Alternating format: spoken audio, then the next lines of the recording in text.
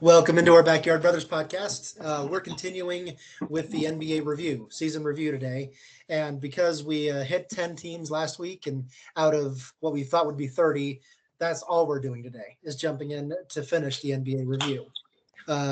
So we are going to skip the introductions and the biographies. And if we have time at the end, we'll turn right back around to them. But until that point, let me share my screen and we'll jump right in. We left off, believe it or not, with the NBA champions, the Boston Celtics of the Atlantic Division, best team in the NBA by far. Can everyone see this, by the way? Before okay, 64 wins, best in the NBA by 7 wins, second in points, number 1 in fewest turnovers, just 12 per game. And they went 16-3 in the playoffs, lost a total of 3 games. So you combine all of their losses together, they still didn't lose enough games to be eliminated from one single series. That is pretty amazing domination in the playoffs. And then you see a lot of colors here because they had a lot of gold for, excuse me, Jason Tatum was all-pro, all-NBA. Jaylen Brown was an all-star. And both Derek White and Drew Holiday were all defense. So you have all 4 of those guys getting their dues. You had 3 guys average 20 points or more per game. Al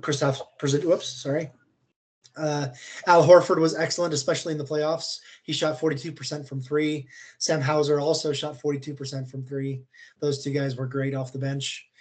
Joe Mazzulla, he did great stepping into this. His second season took him all the way to the championship. So stop sharing. And we left off with me last week. And so I kind of shared my thoughts, but the biggest one is based on the moves that this team is making, which is essentially re-signing all their players. This is a team that is completely capable of going back-to-back and winning again next year. And there's no reason to think that they don't have that opportunity to do that again. Over to Yancey. Yeah, I don't really disagree with you. I really like the way that Mazzulla handled that team overall, and I think that if they keep what they have in place and don't fix anything that isn't broken, they'll do quite well next season.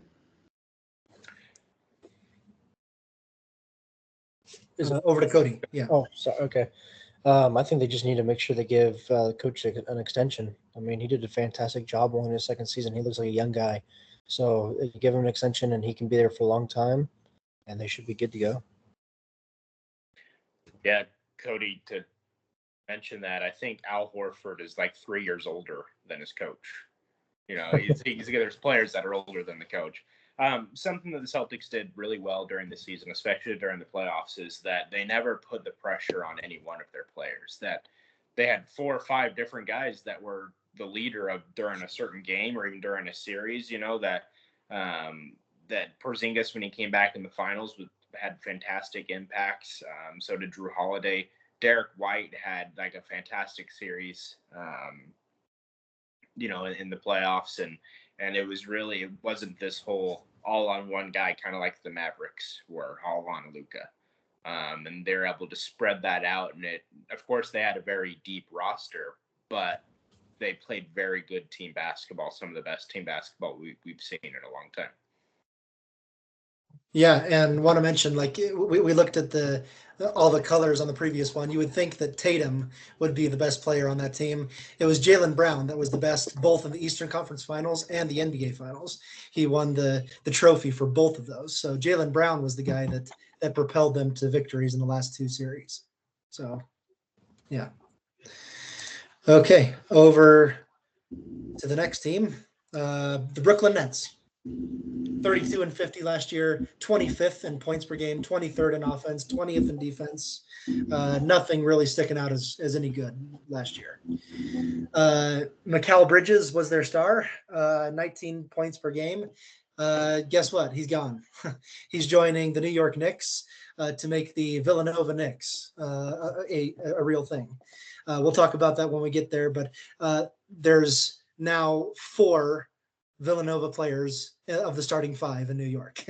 But Mikal Bridges is gone. He was their best player. Cam Thomas was excellent, though, stepping in at point guard. He's someone to build around. Nick Claxton, I think, is also gone. I can't remember where he signed, but he signed somewhere else. So really the Nets are breaking everything up again. They didn't feel that they were competing the way they needed to, and they're done, I think. Dennis Schroeder was signed halfway through the season, 15 points per game. He's someone to watch if he sticks around. I think he's on a 1-year deal.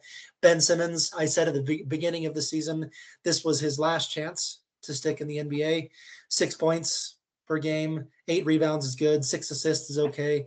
I'm not sure that'll cut it, though, for Ben Simmons. So Kevin Ollie stepped in halfway through the season. Jacques Vaughn was fired halfway through the year, and Kevin Ollie is now the head coach there. So over to Yancey, the Nets.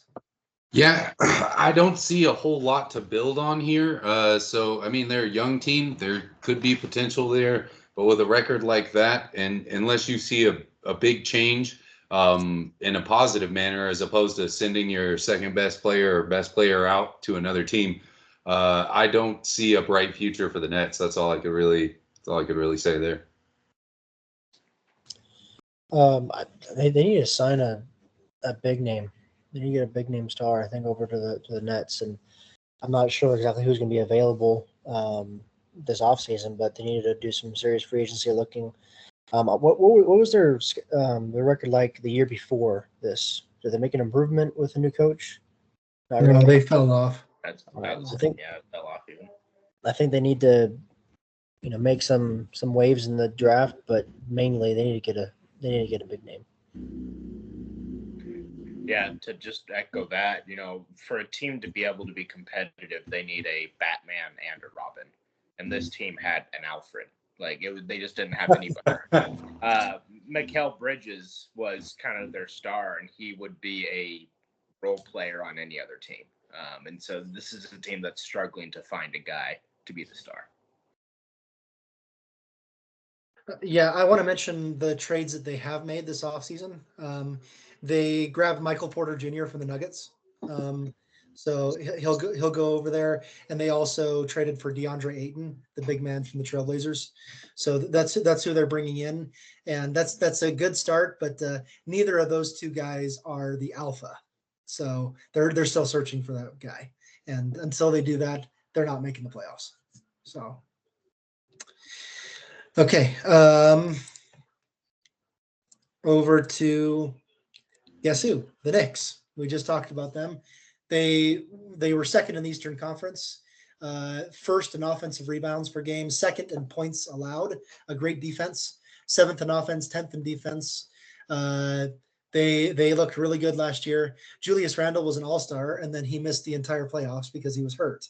So Jalen Brunson was all NBA. And Jalen Brunson had, was it like 4 straight 50-point games or 40-point games or whatever it was in the playoffs. It was insane.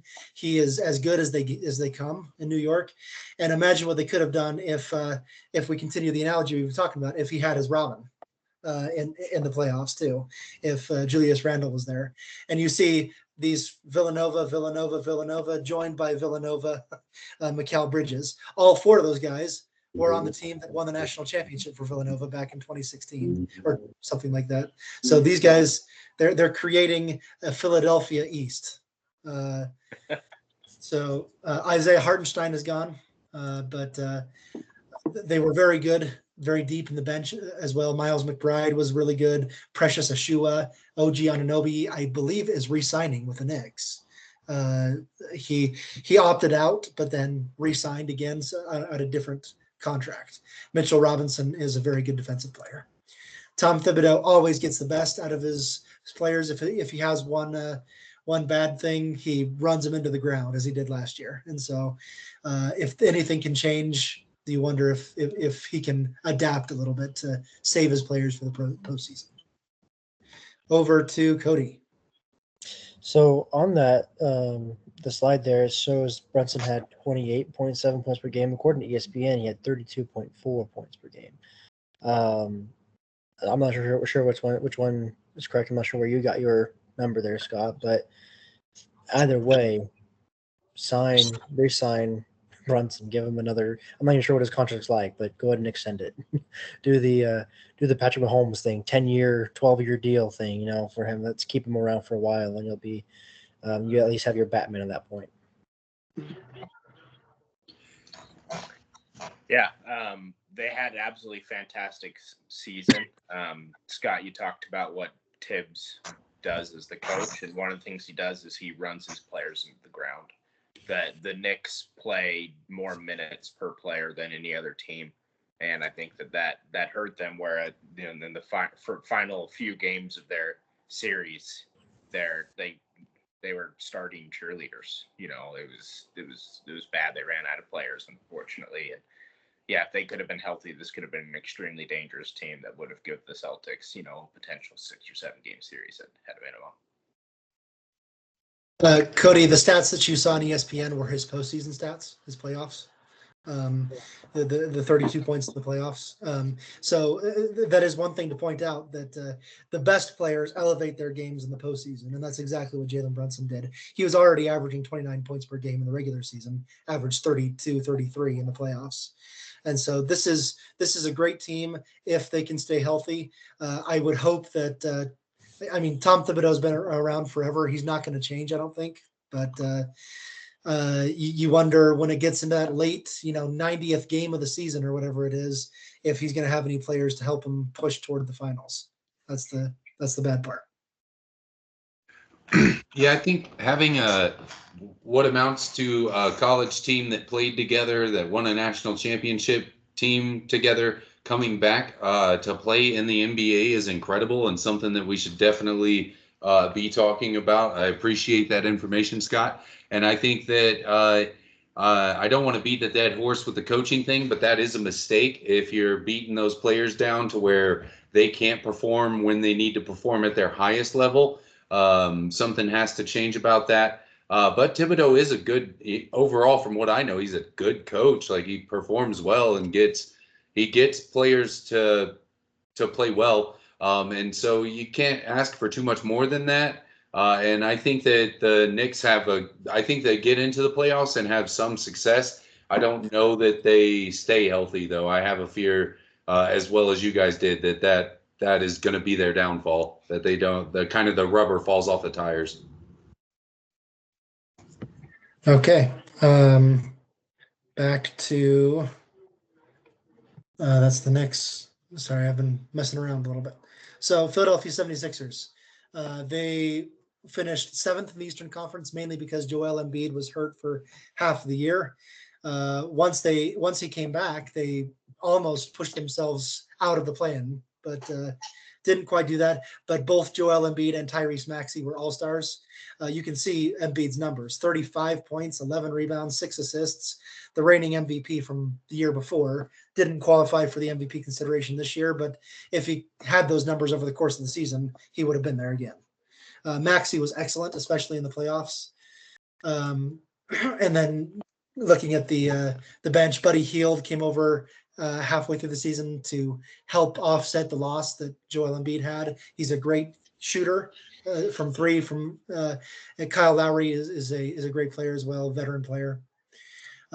Nick Nurse in his first season had some ups and downs, especially with the Embiid injury. But if he can keep this team healthy and together, should be fine, you would think. Dustin. Yeah, I think the first thing to mention is they just signed Paul George. Right. He's going to be coming over this next season. My thoughts on that is I'm having a hard time seeing where he fits in and how he's going to elevate the Sixers. I don't see him being able to reach his full potential in that specific system, with Embiid being so ball dominant outside the paint. And so it's going to be interesting, but Nick Nurse he's won a championship. He's coached great players, and hopefully he can figure something out that can help the 76ers be successful, because they've had great lineups and have not been able to get past, first or second round over the last 5, 6, 7 years. And so hopefully this is a push that gets them to the Eastern Conference Finals, because I think that they're a team that's absolutely capable of doing that. Yeah. I like the Paul George fit opposite from you, Dustin. I think he fits. He slots in right at power forward, knocks Nicholas Batum off the team. Batum had 5 points a game this season. He's a great defender, but he didn't bring anything offensively, and so I like his fit there. I also like him maybe even running the point forward, letting Maxey be the off ball guard. And letting PG run a little bit that way and see what happens. Both guys can be ball dominant, but I can see.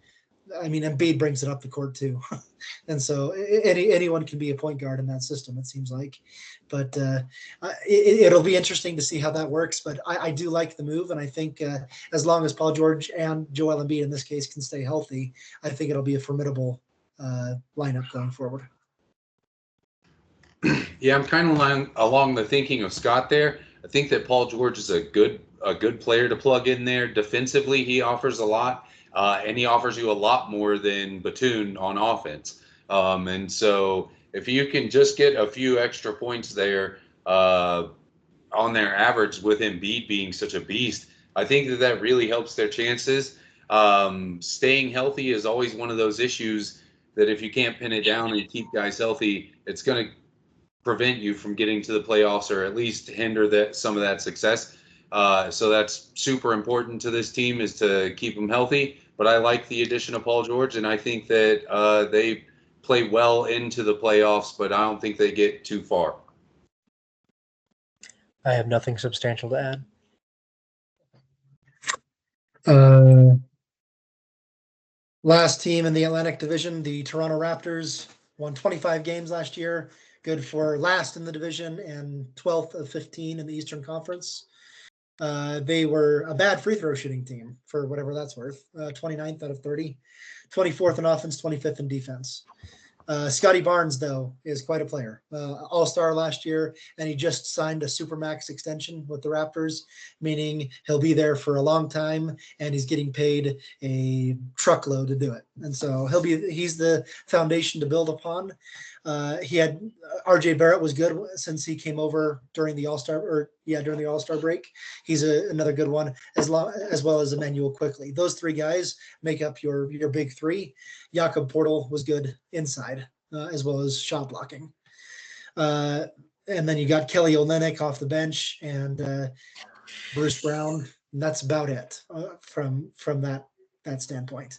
Darko Rajakovic, I don't know if I said that right, was in his first season as an NBA head coach. Obviously had his struggles with a poor Raptors team. But let me stop sharing. Back to me. Yeah, I mean, Scotty Barnes is a great player to build around, but they haven't, as far as I've seen yet, they haven't added anyone to help elevate that team into a playoff spot. And so that's what they need to do. Scotty Barnes, again, great player to build around, but we need other players there. Yeah, I don't see a lot of substance. The three guys averaging 20 is good, but you need a little bit more. So just one more guy averaging 20 or one more guy getting another 10 or something like that. But I also don't see a ton of success for the Raptors coming up. I will agree with that. I think Scotty Barnes is getting tired of carrying around a fire extinguisher, putting out the dumpster fire. So they need to get another name in there to help them with that. But that's all I have to add. They're in the midst of a rebuild. You know, they're a couple years into it, couple more years to go. Okay. I'm sharing a different screen for just a second. This is what we predicted at the beginning of the year. This is actually really good. Maybe it was an easy one to predict that the Celtics would win the division. You're all seeing this, right? Mm-hmm. Yes. Okay. All right. And so I think, in fact, Dustin was right on. Dustin was perfect in that prediction there. But the rest of us were not far off. So. Okay, stop sharing and reshare this one. Over to the Pacific Division in the Western Conference, starting with the Golden State Warriors. A lot to talk about here. So they were 8th in offense. They were a good offensive team, 8th in points, won 46 games. by the way, 46 games is enough for last in the division. That is unheard of. You don't go 46-36 and finish last in your division. That's insane. For anyone who doesn't know that. Steph Curry, all NBA player. Again, he's a Hall of Famer the minute he retires. But Klay Thompson, if anyone has not been paying attention, the Warriors offered him as big a contract as they could possibly afford, and he turned him down for a cheaper contract with the Dallas Mavericks. So he just joined the Mavericks with Luka Doncic and Kyrie Irving. So talk about the Mavericks next year as a big team. A story came out today that Klay Thompson was miserable with the Warriors last year. So that whole era of Splash Brothers is done. And we got to talk about that going forward. Brandon Podziemski was an all-rookie performer last year, coming off the bench, playing really well, shooting well from three. But Kevon Looney is always good on rebounds and shot blocking. Chris Paul was released, so he won't be there. A lot of changes going on in Golden State. Steve Kerr, though, still there. This was his 10th year. He's signing up for his 11th year. Obviously, I don't think I have to be the one to say that the era of the Warriors' dominance is probably over.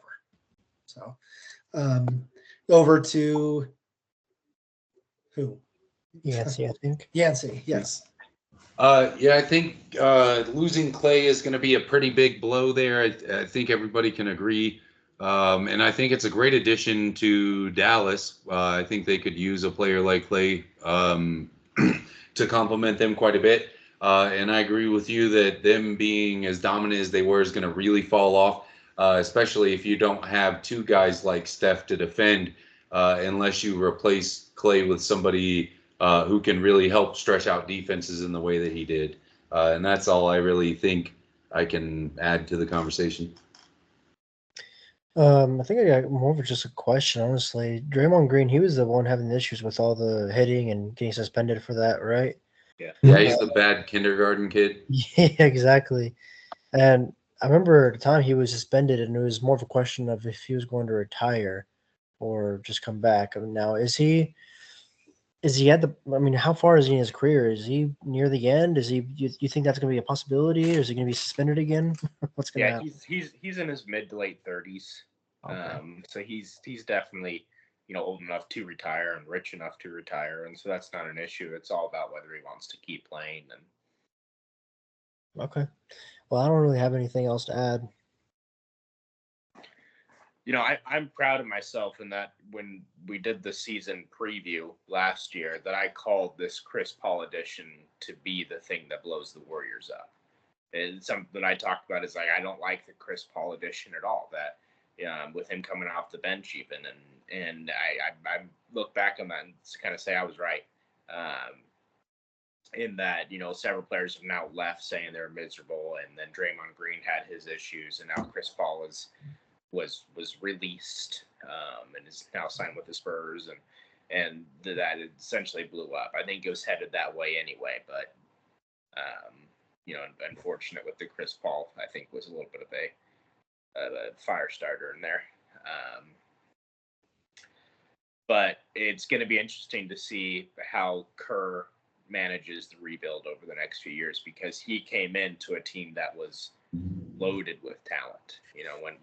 When Mark Jackson left, he came in, that you had the Splash Brothers that were up and coming at that point, and he was able to lead this team through a dynasty.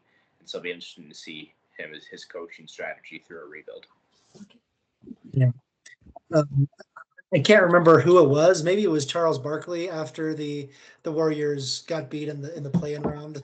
But they said, look, as good as Steph is, we are never going to see the Warriors play in another Western Conference Finals, or we're never going to see Steph Curry play in another Western Conference Finals. Like that, this dynasty, that it's over. We may not even see him make the playoffs, is what he was saying. That dynasty is over. It's weird. We don't know if Draymond Green is still going to be playing at all or for the Warriors next year. There's no talk about that yet, I don't think. And who knows how long Steph has left, if he wants to finish with the Warriors or try to go to a contender. He's won 4 championships, so, whatever, or 3. But so, yeah. Okay, on to the next one. Four championships. 4. Thank you. The LA Clippers, they went 51-31, so that was good for first. So just to be clear, the difference between first and fifth place was 5 games with 5 teams. So that's how close all of these teams were in the Pacific Division. 51-31, they won the Pacific Division, 4th in offense, 17th in defense. Kawhi Leonard, all NBA player. Paul George, a all-star, but George is gone. I think Kawhi is still there, but James Harden is gone. So, no, James Harden resigned as well. No, you're right. He did resign. That's right. There was talk about him signing elsewhere, but he did resign. So you still got Kawhi and James Harden. And then off the bench, you still got Russell Westbrook, unless I'm mistaken. But and Norman Powell, both were good. So you got a lot of pieces here. Tyronn Lue, he's proven he's a great coach. He's won a championship in Cleveland. This is his 5th season with LA. So over to Cody. I mean, I think really all I have to say is more about the craziness of how close the division was. It really shows that in a league where you're playing 70 or 80 games or something like that, that every game still matters. Every game still matters. And this is just, one reason to show is that they won, as you said, Scott, they won the division by 5 games with the last team in the division. Other than that, I think, according to the stats, it looks like James Harden was, a pretty good impact. I'm not sure if his ego is still an issue or not, but I think at least it seems like it hasn't torn the team apart. That's still going. It's going as good and as strong as it can be. They won first place in the division for them. So I think just kind of repeat what you had. Yeah, when James Harden came over, the Clippers struggled. I think they went 2-9 in the first 10, 11 games, and then proceeded to go 20-3 over to finish the season. Had an absolute crazy end to the season when they finally figured out their chemistry, and then I think reverted to bad habits in the playoffs when Harden became very ball dominant instead of playing pass dominant. I think it was just reverting to bad habits was what it was in the playoffs. But I like this team. They're obviously stacked. They're the oldest team in the league. At least they were last season. Probably repeat again but they're stacked with Hall of Fame talent, and so they're exciting to watch with so many great names on them. Dustin, you said that they had to figure out their chemistry. Just like every season, they're going to have to refigure it out again to start this year. Let's see if James Harden figuring out during the regular season at least gives them a jump on figuring that out to start the season. But yeah, I kind of like them as the favorites to repeat as winning this division. Yeah, if it ain't broke, don't fix it for the most part here. But losing Paul George, I think, will affect them. And not in a positive way unless they happen to pick up a star to fill his spot, and I don't see that necessarily being the case. Kawhi and James need to play well for this team to do well, and we'll just have to see if that happens. That's the end of it, right? Or do I need to go? Okay. No. It started with Cody. Cody, that's right. Okay, I'm getting lost. So, okay, over to the Los Angeles Lakers. They won 47 games, won the play-in round to get into the playoffs, and then managed to win a game against the Denver Nuggets, but that was it. Just one, lost in 5 games in that first round. Right in the middle of the pack on offense and defense last year. Both LeBron and Anthony Davis were both all-NBA players last year. What LeBron is doing at 40 years old is just ridiculous. You can look at his first season compared to his last. There's almost zero drop-off in his stats. He's still playing at the top of his game. Anthony Davis, there were moments in the playoffs where he looked like a legitimate top 3 NBA player. But there's other moments where he looks like a bench player. He's just not consistent. D'Angelo Russell was also not consistent, especially in the playoffs. Their bench was okay, but there's not a whole lot there, honestly, other than Rui Hachimura. And so kind of fell off pretty deep. Darvin Ham was fired after 2 years. So they're bringing in, who are we talking about? JJ Redick, a guy who has never been a head coach at any level ever, is coming in to be the head coach of the Lakers. That's one storyline to talk about. The other is the Lakers drafted LeBron's son, Bronny James, which is like the least surprising thing ever, because everyone knew that was exactly what was going to happen. And we've talked about Bronny not being a good enough player if he wasn't LeBron's son, but here we are again. So so let me just stop there. Turn it over to you, Dustin. You're first. Yeah. Where do I start? I guess I'll start with the good. So talking about LeBron James, I saw a crazy, wonderful statistic. The year that Bronny James was born, LeBron was averaging 28, 29 a game. And the year that Bronny James was drafted, he averaged 26 a game. I don't know if we've ever seen any athlete in any sport ever be so consistent over such a long period of time. I can't think of any athlete in any sport that has ever been this good for so long. Tom Brady might be the only comparison. There's no athlete who's ever been this good for so long, and so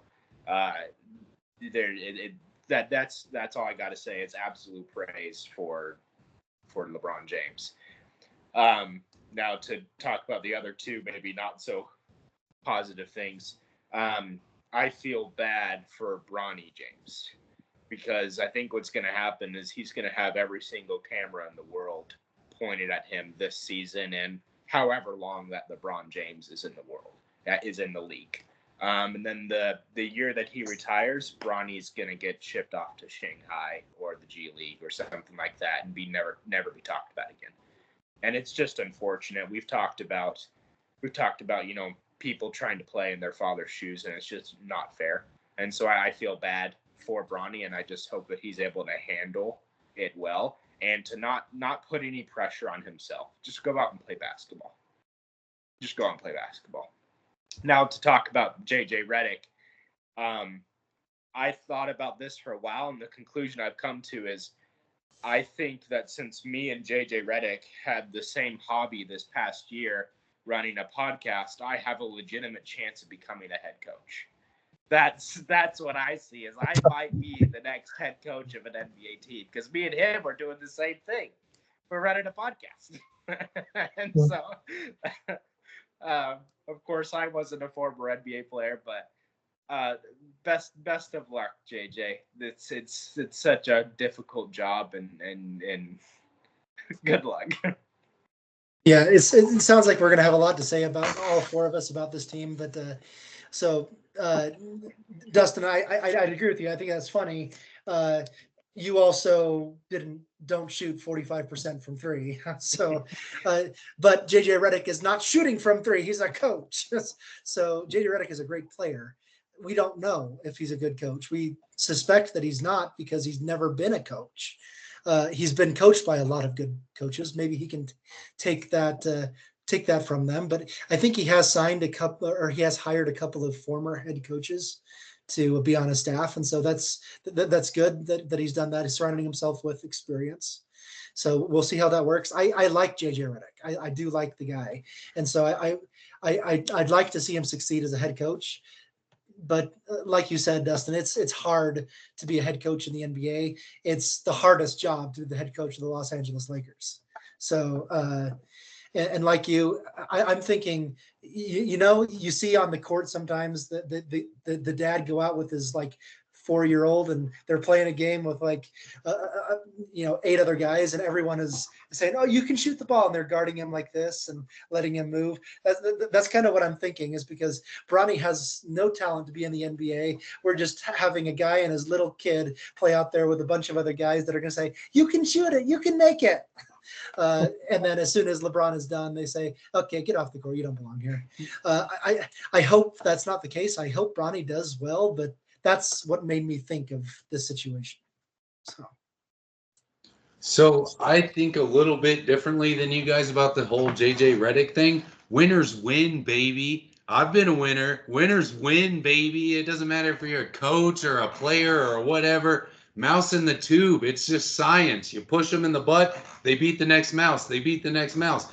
JJ Redick is a winner. And I think that you can't discount that. He has a high basketball IQ.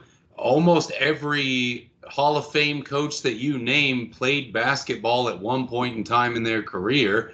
It's just when do they start? So I think looking at it from he don't deserve to be a coach.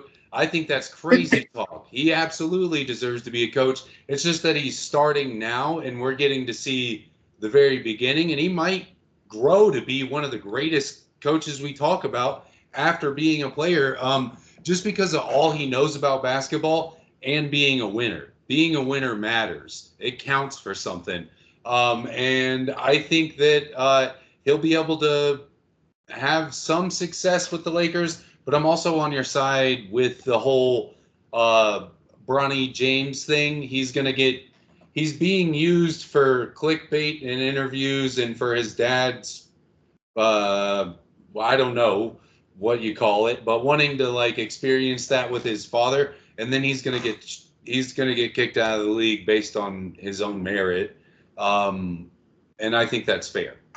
That's really all I would add to there, is that I feel like JJ Redick is a good pick to have this coach, especially with supporting coaches helping him out along the way. I think the only thing I want to add is really just about Bronny James. Like you said, Dustin, having every camera in the world essentially on him. And I mean, that's the heaviest name in the world to have on the back of your jersey. It's probably more pressure. I mean, not probably. It is probably way more pressure than the first overall pick has on them. Going in. Like, okay, how is this going to get react? No one cares. They want to watch a Bronny James, and the sucky thing about that is everyone knows Bronny James it sucks. He's not going to do well, and so I think it really is just not fair for him. It's not giving him a fair chance to really try to learn and grow. It's really just kind of cutting him down before he can grow, which sucks. So I feel bad for him too. Yeah, one final comment is another good stat that I've seen is, in LeBron's rookie season, when he was averaging, 20 points per game, JJ Redick was trying to decide which college to go to, and he ended up choosing Duke. Nice comment. Okay, the Phoenix Suns. They were second in the Pacific, sixth in the Western Conference, ninth in offense, fifth in three-point percentage. Kevin Durant and Devin Booker were all NBA players, and they both averaged the exact amount of points, 27.1 points per each player. Joined by Bradley Beal, who was a little off from where he was in Washington, didn't quite mesh, and we talked about that at the beginning of the season, possibly because all three are the exact same player. Just one variation of the other. Eric Gordon was great off the bench. So Frank Vogel, one season and done, one and out. He was fired after this last year. I don't remember if they've hired someone in his place or not yet in Phoenix, but it was the expectations. You have Kevin Durant, you have Devin Booker, you have Bradley Beal. You can't get swept in the first round by the Timberwolves, and maybe that's fair.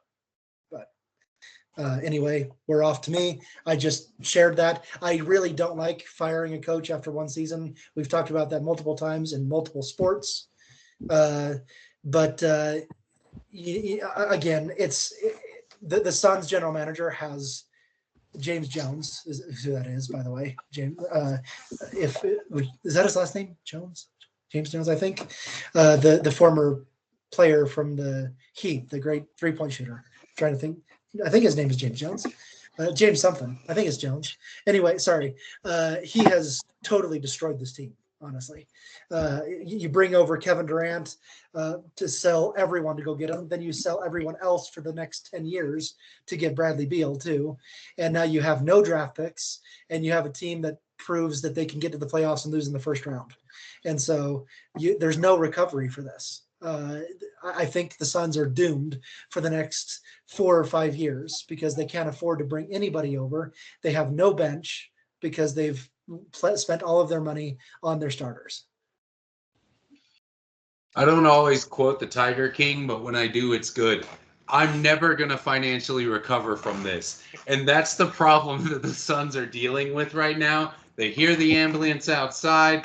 That dude lady's hand is missing. It's a problem. And so I don't know what you're I don't know what you're going to do to replace the next 7 years because KD's not going to be there too much longer.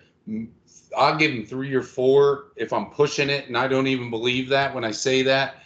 But to be fair to KD, if he wants to play basketball that long, and once he's gone, and you have Bill and Booker, I don't know that that's really a good team, and I think that they kind of blew that up, Scott. And I think that you calling that out, that he kind of sold tomorrow for today. And that's never really a great strategy, especially when you're trying to build a roster or a dynasty. I've already shared my thoughts about my coaching philosophy as well, so I have nothing else to add. Yeah, good comments. I agree with everything's been said. I got nothing to add. You can't get swept in the first round. Okay, last team in the Pacific Division, the Sacramento Kings. This was a team that were they third or second in the Western Conference last year? Third. Third. This year they finished 9th, won the first play-in game, but then couldn't win the second one, and so didn't make the actual playoff field. 13th in offense, 14th in defense. Domantas Sabonis was an All-NBA player, 19 points, 13 rebounds, 8 assists per game. That's a pretty good stat line.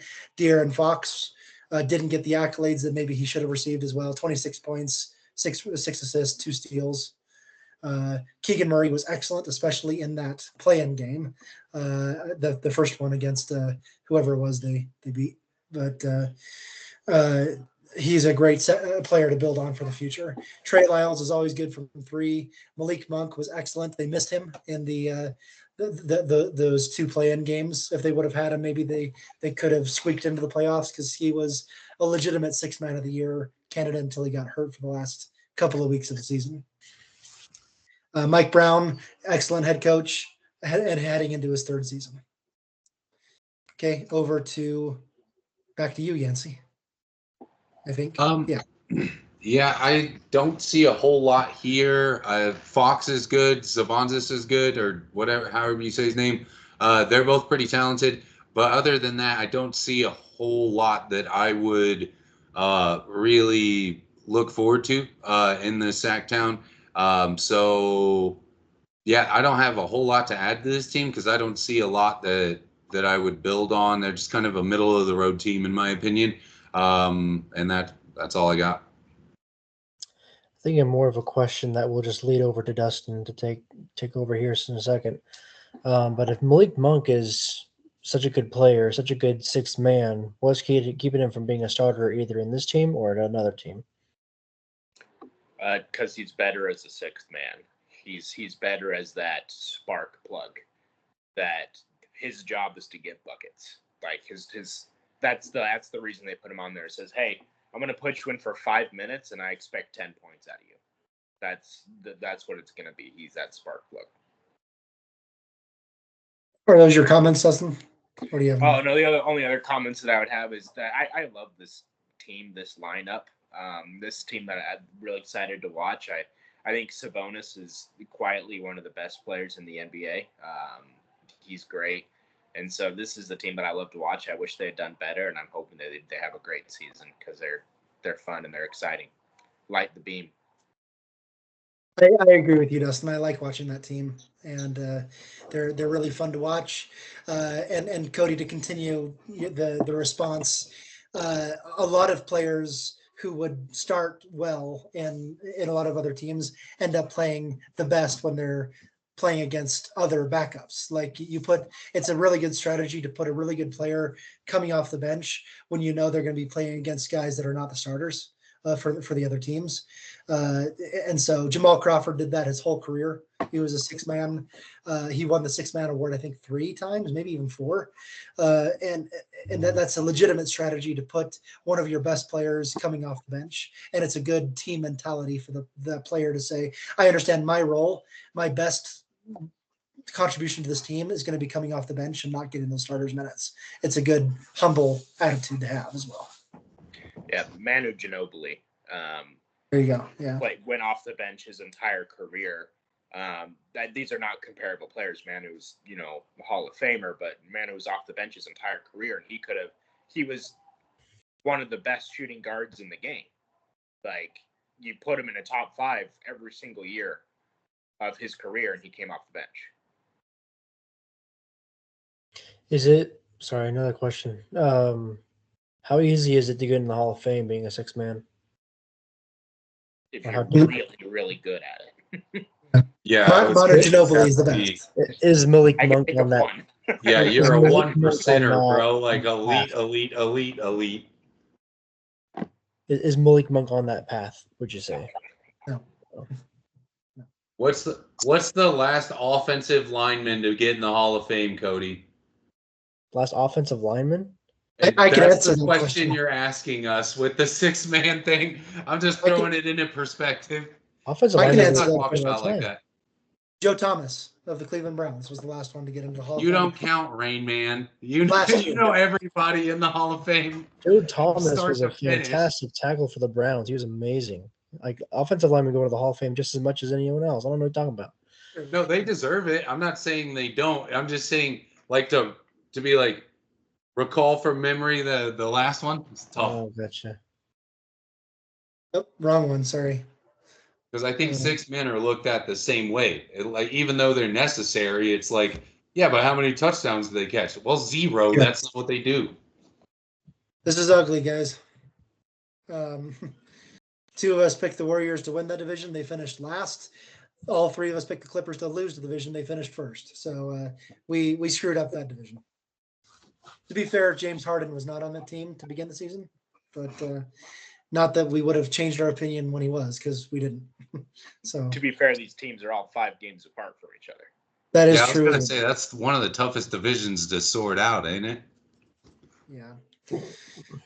Okay. On over to we got 2 divisions left, so 10 more teams. We got 20 to 30 minutes to do it. So let's pop them out.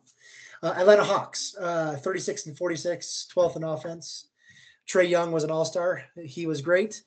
He's always been great on offense and always been a huge liability on defense. So take that with what you will. DeJounte Murray is gone. He is now joining, who is it? He joined someone making a pretty formidable team. I'll think about that, who that is. I'll search it when I'm off of this, but he's gone. So that's 22 points that is not there anymore. Onyeka Okongwu, DeAndre Hunter, Bogdan Bogdanovic, all great bench players. And this team, Quinn Snyder is a great coach. He did great in Utah for lots of years. He's got this team heading in the right direction, entering his 3rd season. So, and not only that, but they won the lottery. They had the number 1 overall pick, and they took Brandon Rissiker, I think his name is, the Frenchman, who's a 6'8" wing guy. This was kind of a weird draft class when not many of the players were considered all generational level talent.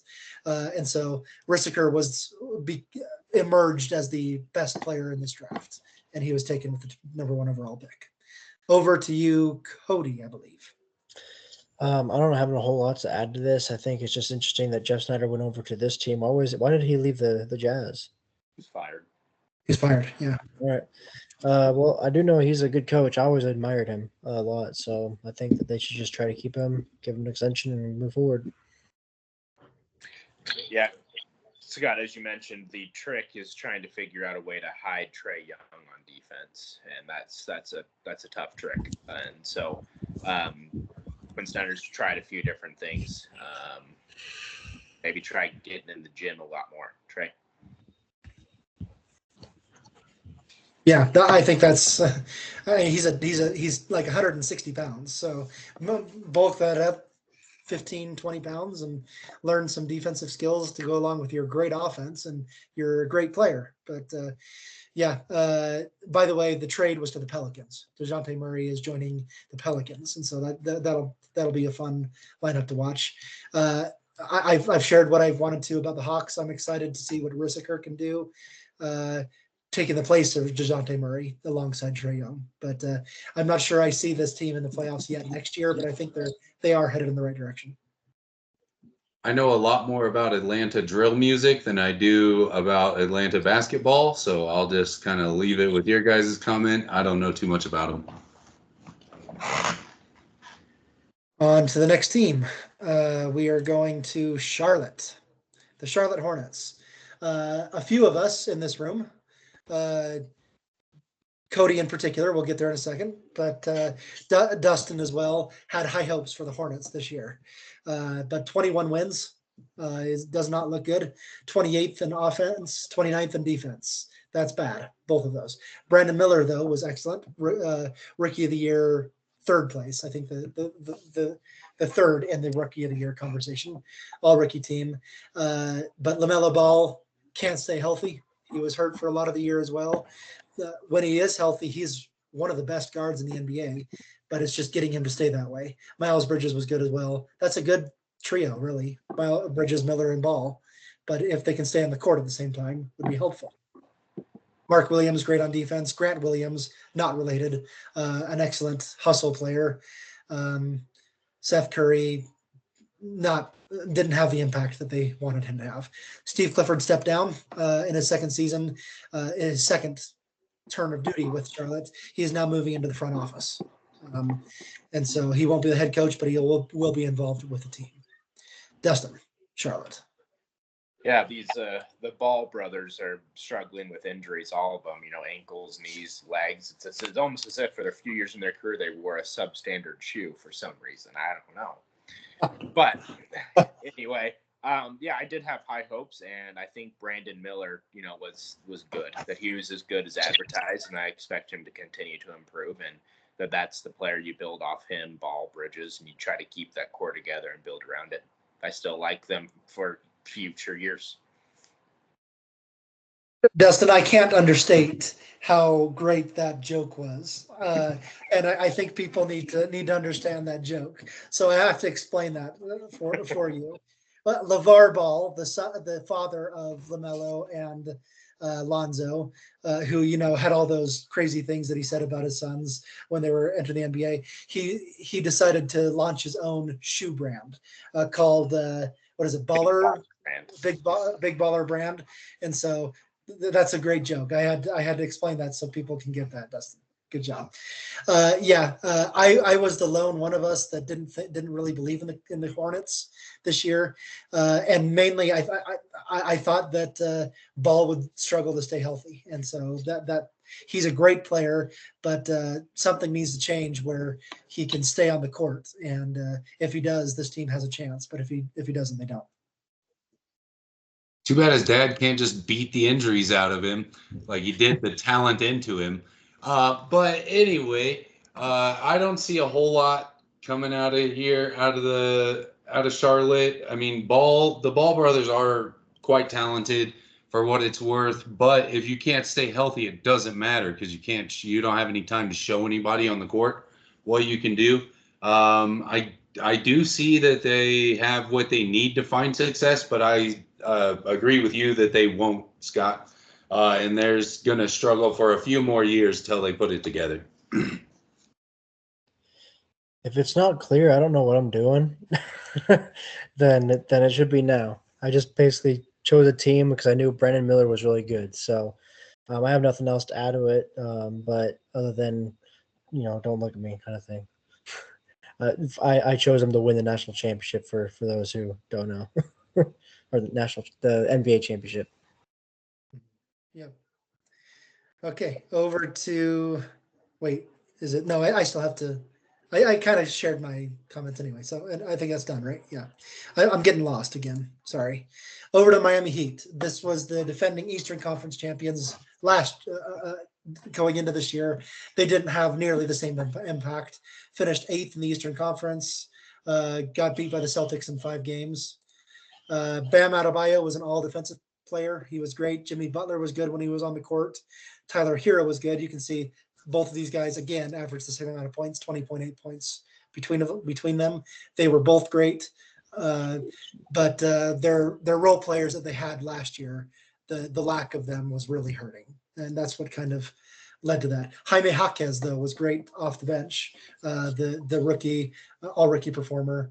He'll be good for quite a few years, it seems. I liked him coming out of UCLA anyway. Thought that was a good fit. Kevin Love re-signed with the Heat. He'll be there for a few more years. And Eric Spoelstra, in now his 17th season, we used to think that when he had LeBron James and Dwayne Wade, that it was those guys. I think it can be pretty clear now that Eric Spoelstra is a hell of a coach. So a lot can be said about him there. Over to me. I think I just kind of shared what I wanted to share, that Spoelstra is a great coach. This team lacked the weapons, especially the role players that they had the previous year, and that's what they need to focus on, find those guys that can really support their stars, because the lack of them hurt. Yeah, I mostly agree with you. I like the Heat. I like this team that they put together. I was rooting for them up until they played Denver, not this year, but last year.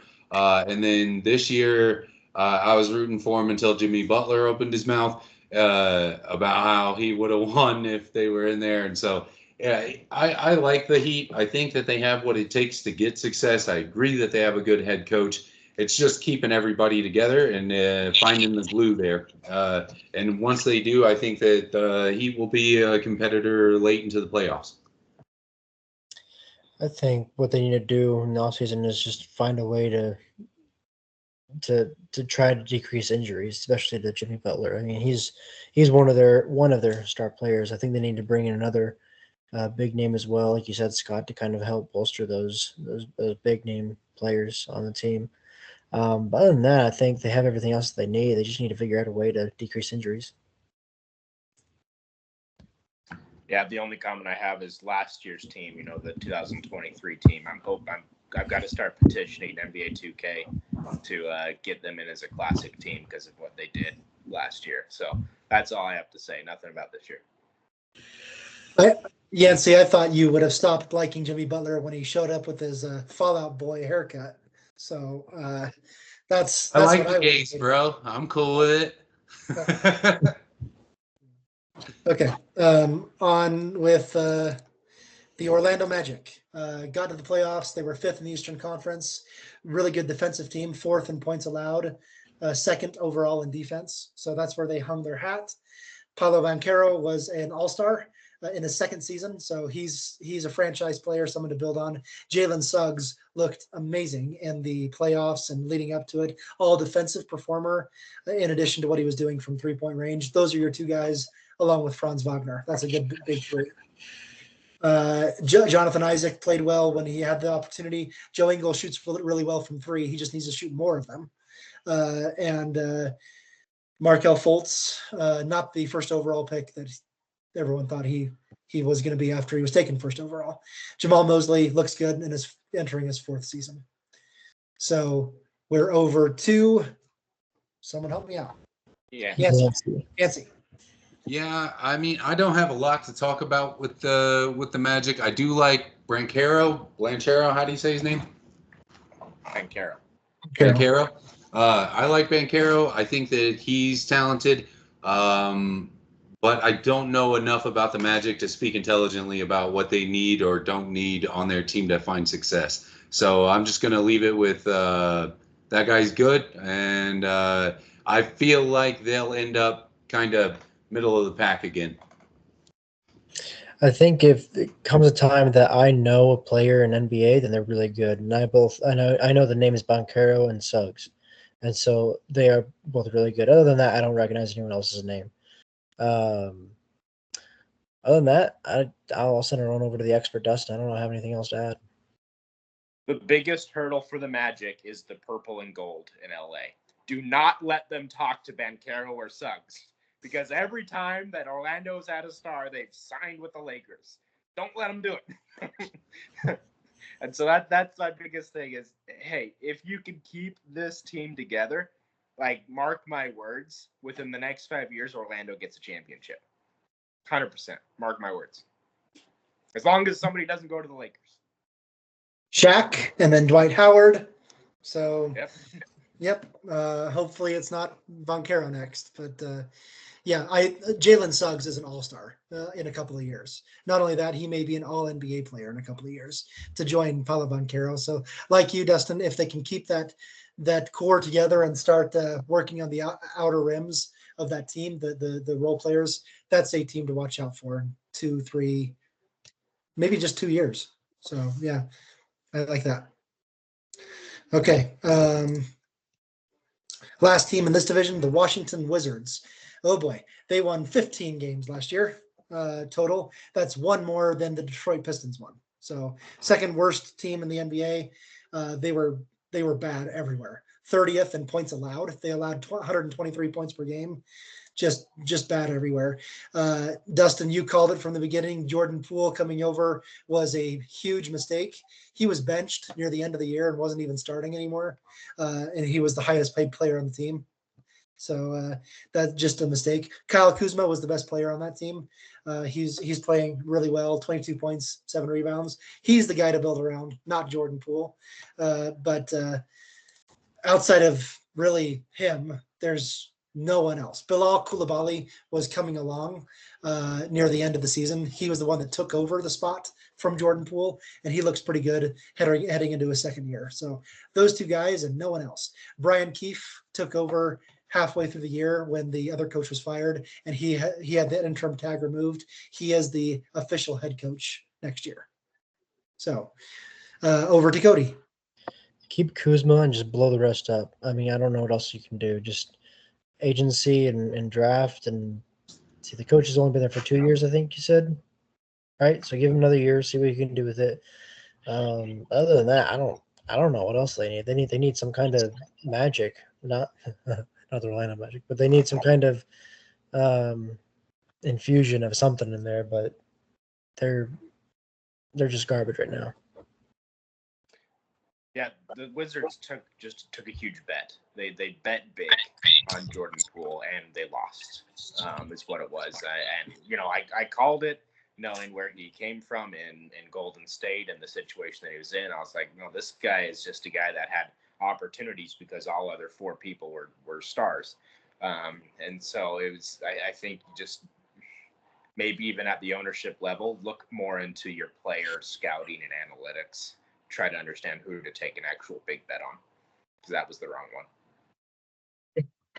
And Cody, to answer your question, Kyle Kuzma is the one being shopped around right now. So he's going to be traded from the Wizards somewhere else. So they're blowing everything up. They had the second overall pick and took another Frenchman.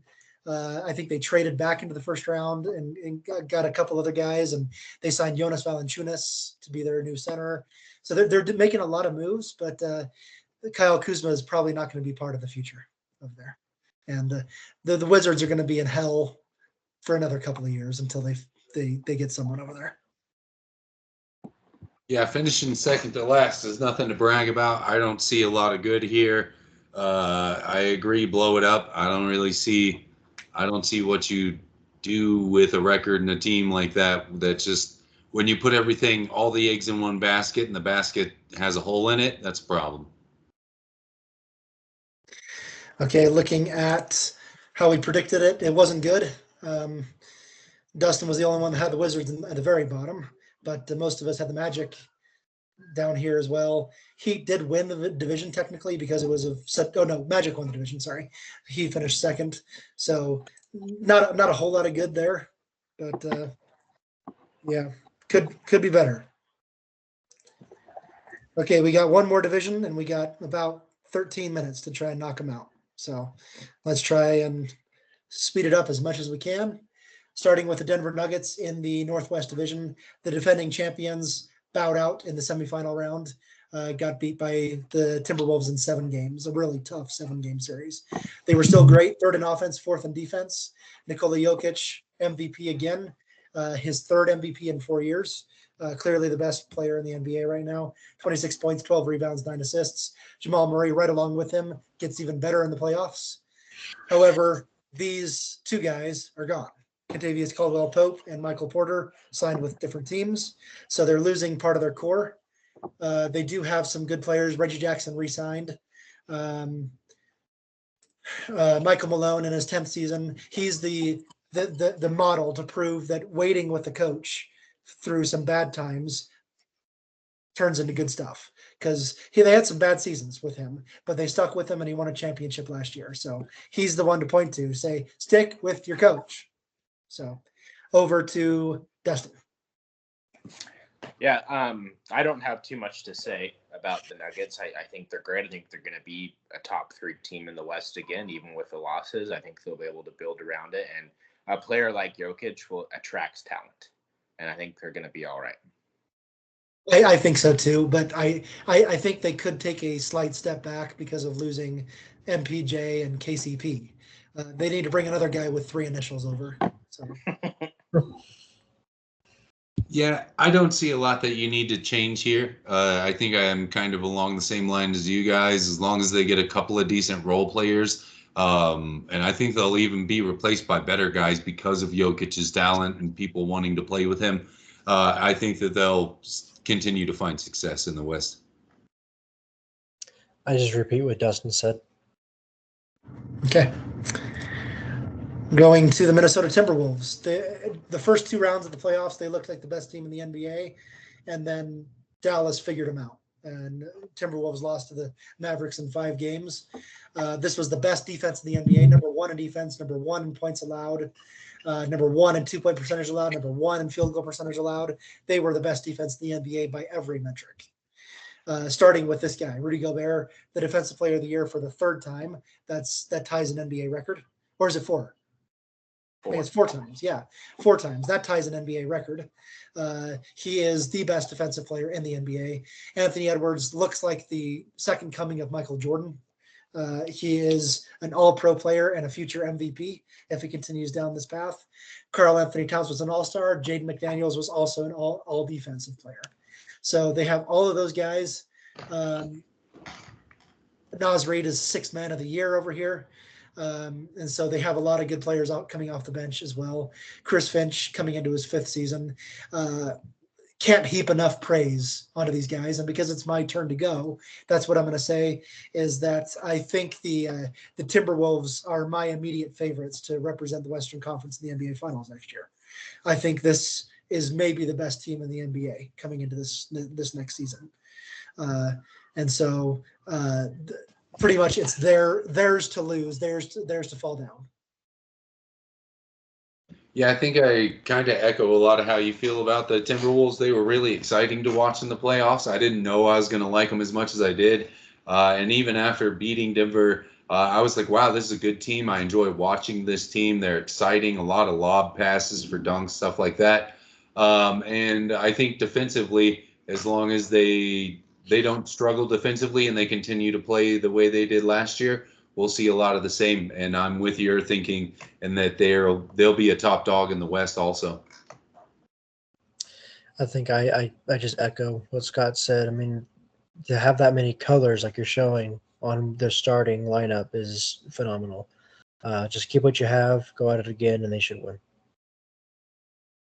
My prediction, my comments here are a little bit opposite of yours. Is I would expect that there's going to be a drop off with Anthony Edwards specifically. That although his potential shows great, I think that it may be a little bit of drop off, and I could see that in the Dallas series specifically, which they really tried to put it on him. Say, hey, take us to it, and he had a bad series.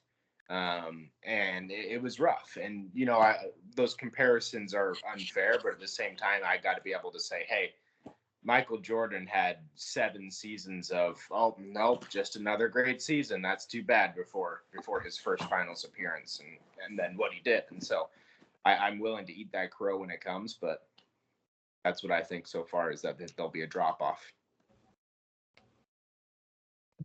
Yeah. Okay, over to the Oklahoma City Thunder. They ended up the best team in the Western Conference, number one in the Western Conference, and it ended up being a really close. I think it was a three-way tie between the three teams that we've just talked about: Denver, Minnesota, and OKC, the three best teams in the Western Conference, and OKC won that tiebreaker and ended up losing to Dallas in 6 games in the semifinals. Third in offense, fourth in defense. Shai Gilgeous-Alexander he was third in the MVP voting, I believe, just behind Luka. And you can see his numbers: 30 points, 6 rebounds, 6 assists, 2 steals. He was excellent everywhere. Chet Holmgren was the runner-up for Rookie of the Year. Technically, it was redshirt rookie season because he missed all of last season after doing something to his knee. And so he was his redshirt rookie season. He was excellent, especially blocking shots. Lou Dort is an excellent defender. Dustin's talked about him a lot. Jalen Williams is a great player. Jalen Giddey is left, and you're bringing over Alex Caruso. I'll tell you what, those 5 guys with Alex Caruso there is a scary lineup. Cason Wallace was an all-rookie player. Gordon Hayward was a mistake to bring over, and he said that himself. Let's see, Mark Daignault, and now in his 5th season with his team flying high. Over to you, Yancey.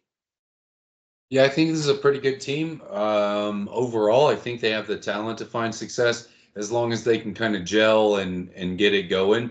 I think in the next 2-3 years, we're talking about them being another big dog in the West. And that's kind of how I see it. Good team overall. They just got to put it together the next couple of years.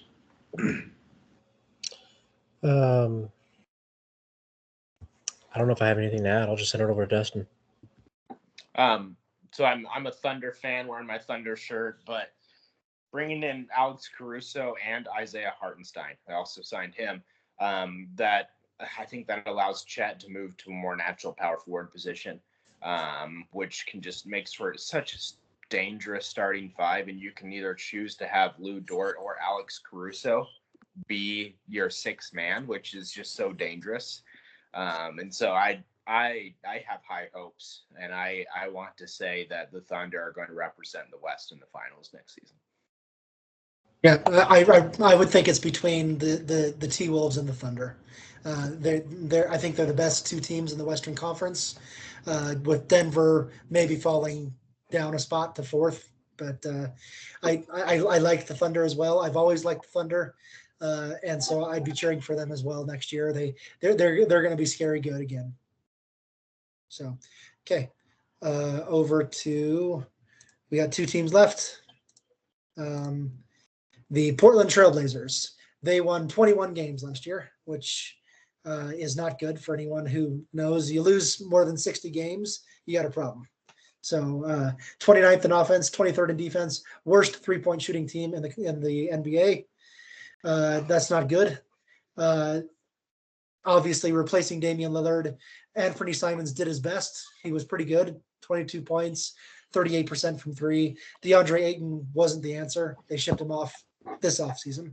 So Jeremy Grant is good as well, good 3-point shooter, but just not enough depth either. Malcolm Brogdon, I think, is shipped off as well. I think he actually joined the Timberwolves, to tell you the truth. I can't remember if that was the case, but I'll have to correct myself if that's not right. But just a lot of cast-offs here. Chauncey Billups is struggling. A Hall of Fame player, but hasn't had the success that he's wanted to have so far. But so far, he's in his 4th season with the Trailblazers. Over to Cody. Before I had said that, it's a good play if I recognize a name, because I don't really know names very well. I don't recognize a single name on this team, and I don't know who the coach is either. So I don't know what to say about them, but they look like I would expect, because I don't know anyone. My biggest disappointment is actually with Robert Williams. He was one of the best players on the Celtics a few years ago. They called him the Time Lord, and he was doing absolutely fantastic on the Celtics. And then over here on the Blazers, they just couldn't unlock him. They couldn't figure out how to unlock his potential. And so that's on Coach Billups to try to figure out. And so whether Williams is going to be there again or wherever he is, they've got to figure out Robert Williams, because he has the potential to elevate your team a lot. Yeah, Cody, you're forgiven for not recognizing any name on the Trailblazers. You're not forgiven for not knowing who Chauncey Billups is. That is a Hall of Fame player. Finals MVP. So yeah, but the Trailblazers, they have a full dumpster fire to figure out what to do. So yeah. Yeah, I agree with you guys. That's a stink fest over there. Maybe they're being affected by the same curse that's affecting the Pistons. Get Flint some water, and maybe you guys can have a team. I don't know. Shouldn't have defunded the police. Last team, Utah Jazz, went 31-51 last year. Obviously, they're in the midst of a pretty big rebuild. They were the worst defensive team in the league last year. Worst in 3-point percentage allowed, allowing almost 40% from three. They were bad on defense. Keontae George, though, looks like a rookie sensation to watch out for. He was an all-rookie player. Lauri Markkanen was great as well. 23 points per game. Those two guys, along with Colin Sexton, if he's on the high end of what he's doing here, John Collins, that's a pretty good core to build around. And then Walker Kessler, 2.4 blocks per game. Jordan Clarkson always fills it up.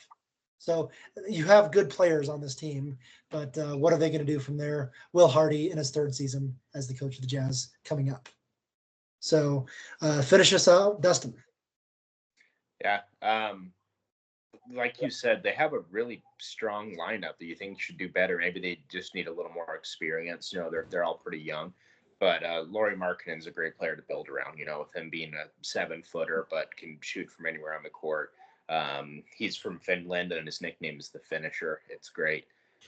So he's exciting to watch, and Utah's really unlocked him and his potential, and they just need to figure out how the rest of the team can gel together.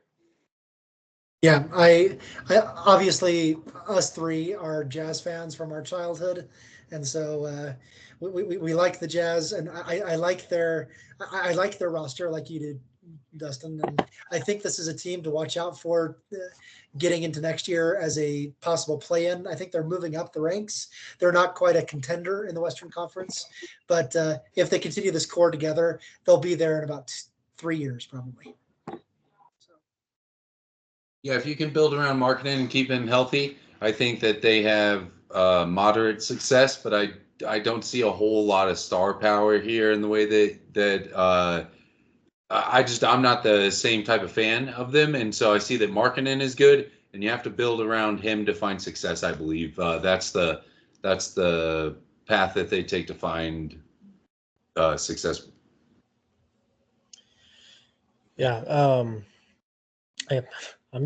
I still reach back to wishing that Donovan Mitchell was still on the team. Like, was it that they traded him, or did he just want to leave? They traded him. Well, I don't think it was worth it. It doesn't seem it was worth it, because what do they get in return? I mean, I don't see it. It's the Danny Ainge experiment that it worked really well in Boston. I think it will work eventually in Utah.